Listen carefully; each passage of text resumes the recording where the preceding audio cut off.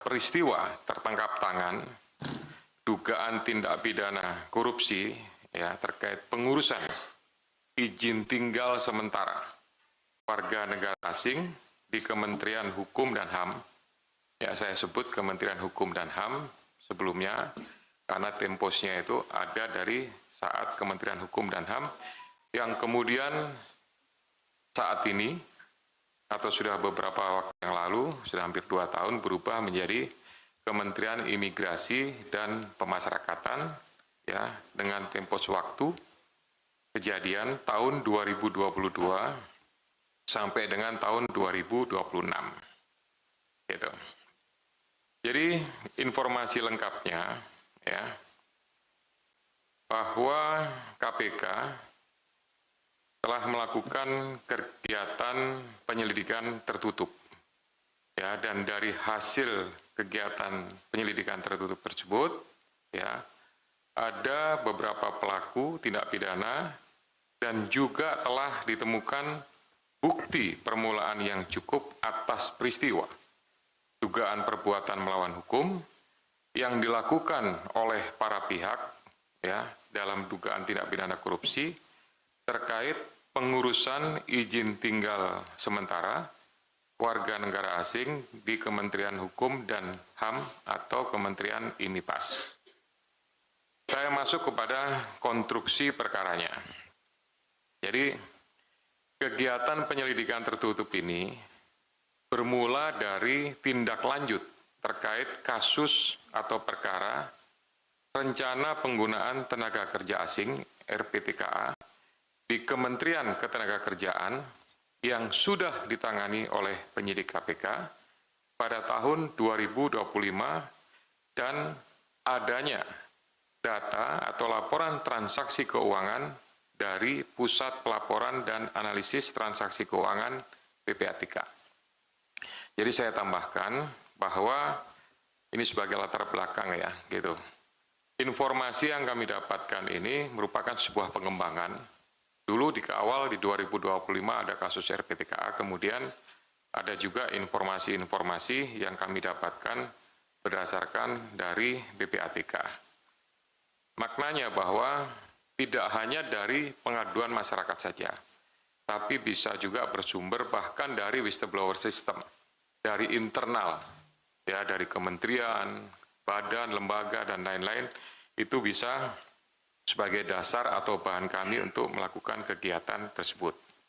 Nah, dalam laporan PPATK mengenai transaksi keuangan yang terkait, itu ada 35 pegawai Kementerian IMIPAS periode tahun 2019 sampai dengan 2025 ditemukan aliran dana pada 96 rekening bank dengan total nilai mencapai 366,7 miliar rupiah. Dari total aliran uang tersebut, hanya sebesar 9,7 miliar atau sekitar 3% yang bersumber dari gaji atau tunjangan. Sementara sisanya atau 97% lainnya diduga berasal dari pihak-pihak yang melakukan pengurusan-pengurusan di bidang keimigrasian. Kemudian dalam proses penyelidikan tertutup yang sudah dilakukan, ya, dan juga termasuk kegiatan berita acara, pemeriksaan dan lain-lain, gitu, terhadap Saudara SK selaku Wakil Menteri IMIPAS tahun 2025, 2026. Dan juga sebelumnya menjabat sebagai Dirjen Imigrasi tahun 2023-2024, diduga telah melakukan pemerasan dengan cara ya, meminta jatah dari pengurusan izin tinggal sementara ya, para warga negara asing melalui Saudara JS. Jadi JS ini adalah Direktur Izin Tinggal Sementara ya, yang saat ini menjabat sebagai Kepala Kantor Wilayah Imigrasi Jawa Barat. JS kemudian memerintahkan kepada BGS dan TBS, masing-masing keduanya adalah Kasubdit, pada Direktorat Izin Tinggal untuk melakukan penarikan permintaan biaya-biaya ekstra, tambahan, atau pungli dari para pengurus, baik itu penjamin, sponsor, ya, untuk para warga negara asing ini, untuk setiap dokumen permohonan izin tinggal sementara yang dilakukan proses-proses permohonan di, baik itu di Kanim, karena ada beberapa kegiatan, ada perpanjangan, ada alih status, ada update domisili, termasuk juga penambahan untuk dependen. Dependen itu misalkan dia membawa istri, anak, keluarga, dan lain-lainnya. Selanjutnya, untuk melaksanakan perintah tersebut, jadi perintah yang dari atas tadi diturunkan kepada direktur menurunkan lagi pada Kasubdit, dan diturunkan lagi nih, gitu. Ada staf-staf yang khusus untuk melakukan perintah tersebut, ya. BGS dan TBS memberikan akses kepada JSP dan GST selaku staf subdit di direktorat atau di subdit izin tinggal tersebut. Kemudian khusus untuk GST, ini diduga memanfaatkan beberapa rekening nomini sebagai rekening pengepul untuk menampung fee dari setiap pengurusan izin tinggal sementara yang bersumber antara dari penjamin, ijaz juga dari para biro jasa, atau sponsor yang mengurus proses dari warga negara asing tersebut. Ya. Kemudian ini juga mengkonfirmasi ya bahwa ada rekening-rekening yang tadi saya sebutkan di awal, yang 96 rekening itu yang sudah ditelusuri oleh pihak-pihak PPATK, yaitu ya rekening-rekening ini ada yang nomini, jadi ada yang menggunakan cleaning service, ada yang menggunakan office boy, ada yang menggunakan keluarga, yaitu kerabat, gitu. Bahkan ada yang menggunakan rekening-rekening yang beli, gitu. Jadi memang tidak menggunakan rekening dirinya sendiri, tapi menggunakan beberapa rekening-rekening yang lain. Ya. Jadi selama periode 2022 sampai dengan 2026, para pihak di Direktorat Jenderal IMIPAS, ya, atau sebelumnya di Kementerian Hukum dan HAM, itu menerima uang secara langsung, ya, baik tunai maupun transfer, baik yang melalui layering atau perantara, sekurang-kurangnya nilainya nominalnya adalah 145,5 miliar. Uang tersebut dibagikan kepada para oknum, ada pihak-pihak di Direktorat Jenderal Imigrasi yang setiap pekan di hari Jumat, ya, salah satunya kepada saudara SK ini diperkirakan menerima jatah sekitar 100 juta rupiah per minggu. Kemudian untuk menyamarkan pembagian uang para pihak, ini yang bertugas membagikan ini, ya, memberikan atau menggunakan kode-kode distribusi khusus, seperti menggunakan istilah malaikat, yang dimaksud distribusi untuk para pejabat di lingkungan Direktorat Jenderal Imigrasi. Kemudian kode lainnya, ya, ada beberapa pihak kan yang dapat bagian ini. Ini menggunakan istilah pembayaran konser, gitu. Jadi konser grup band. Ada yang misalkan vokalis dapat sekian, gitaris dapat sekian, gitu ya. Backing vokal dapat sekian, koreografer juga tertentu. Jadi menentukan untuk membedakan jumlah dengan menggunakan kode-kode tertentu tersebut, yang mempresentasikan aliran uang itu untuk pihak-pihak tertentu. Selanjutnya, uang tersebut digunakan oleh para pihak untuk kepentingan pribadi, pembelian aset, maupun kegiatan usaha seperti mendirikan ada perusahaan towing. Jadi dari beberapa barang bukti yang berhasil disita, termasuk juga ini bisa dikatakan sebagai cangkang, seolah-olah dia memiliki aktivitas usaha atau shell company, yaitu dengan mendirikan perusahaan towing. Nah, dugaannya towing ini sebenarnya digunakan untuk kepentingan pribadi, karena berkaitan dengan mungkin hobi, karena ada beberapa motor, kurang lebih sekitar 6, yang disita motor roda 2 itu adalah motor trail, yang mungkin digunakan untuk kepentingan off-road, gitu ya. Dan ini kami sementara menduga sebagai upaya untuk menyamarkan uang-uang yang mereka terima dan kemudian disalurkan kepada para pihak lain.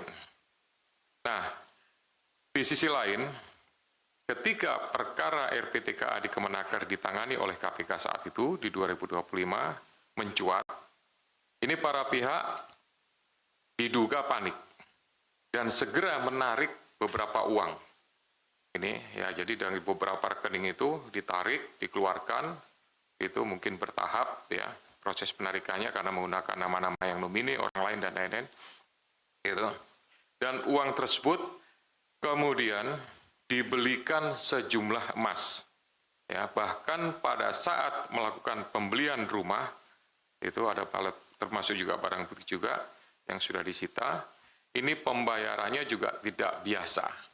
Biasanya transaksional, pembelian barang tidak bergerak, itu menggunakan rupiah, ya transaksinya di bank, transfer dan lain-lain, tapi ini menggunakan kepingan emas. Dari gambaran tersebut, diketahui bahwa WNA dalam melakukan proses dokumen izin tinggal melalui biro jasa, penjamin, sponsor, dan lain-lain, ya selanjutnya biro jasa akan membantu. Jadi seharusnya prosesnya ini menggunakan aturan. Ada PP, saya catat ini, PP nomor 45 tahun 2024 yang menentukan tentang jenis dan tarif atas PNBP. Di situ disebutkan misalkan untuk pelayanan keimigrasian. Ya. Pelayanan keimigrasian detailnya juga banyak, macam-macam gitu. Nah, itu ada angka yang harus sudah ditentukan. Nggak bisa kemudian diakalin. Nah, inilah prosesnya yang kemudian ditambahkan. Jadi sebagai tambahan informasi, saya mungkin sedikit saya tambahkan penjelasannya.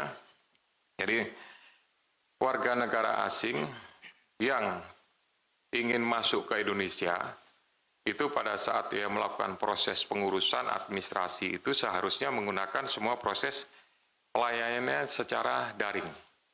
Nah, itu ada penjamin. Diawali dari kalau dia ingin berusaha, beraktivitas, bekerja, itu proses pengurusannya pertama yang dilakukan adalah RPTKA yang dilakukan oleh Kementerian Tenaga Kerja. Jadi ini sebetulnya dua kementerian yang saling berkaitan. Satunya menerbitkan untuk RPTKA-nya, yang nanti terbitnya adalah TA01, itu pun juga jelas, tapi sudah prosesnya sudah berjalan, gitu. Nah, kemudian begitu dia ingin bekerja, maka kemudian melakukan proses visanya sudah tentukan, ya bahwa visanya bekerja dan kemudian ada tambahannya adalah izin tinggal terbatas, gitu. Nah, izin tinggal terbatas nanti pada saat perpanjangan juga ada 30 hari, 60 hari, 1 tahun, 2 tahun, bahkan ada yang tidak terbatas, gitu.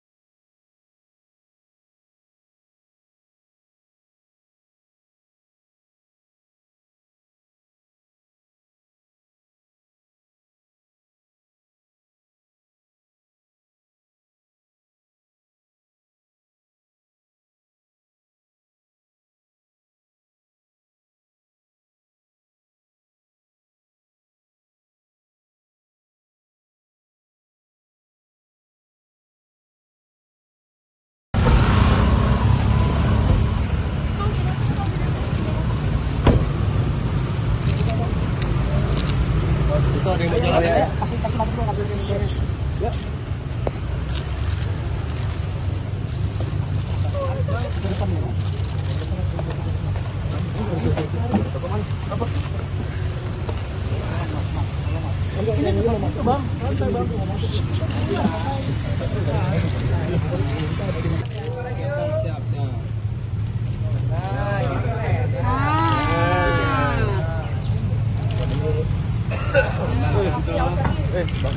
mobil masih mobil. Masih ada mobil mobil. Mobilnya masih bang. Ya abang siap. Aman bang. Banyak ada 6.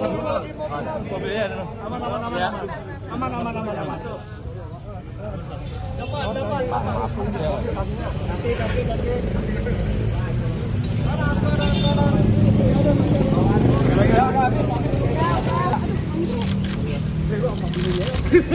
Ini kedua. Ada orang gua nih.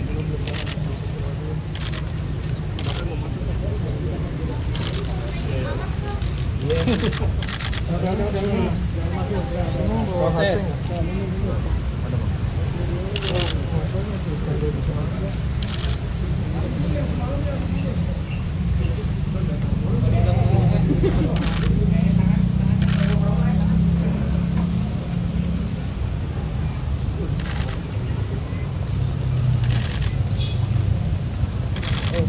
Siapa?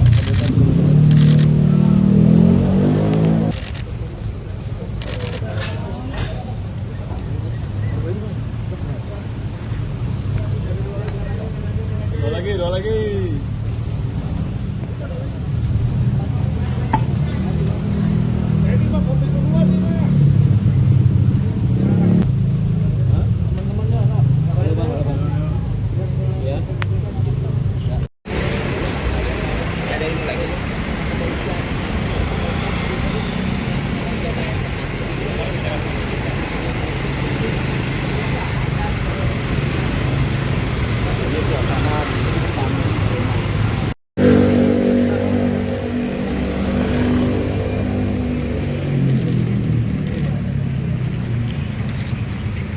Keluar doang apa gimana?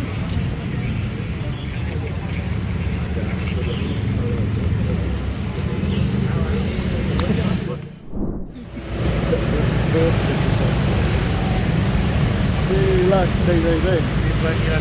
Rossoneri Verde.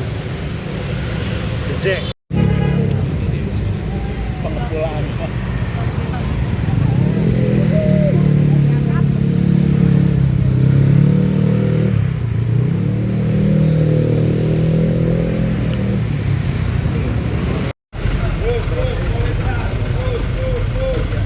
Sabar ya, pikir ya. Aman bang, aman.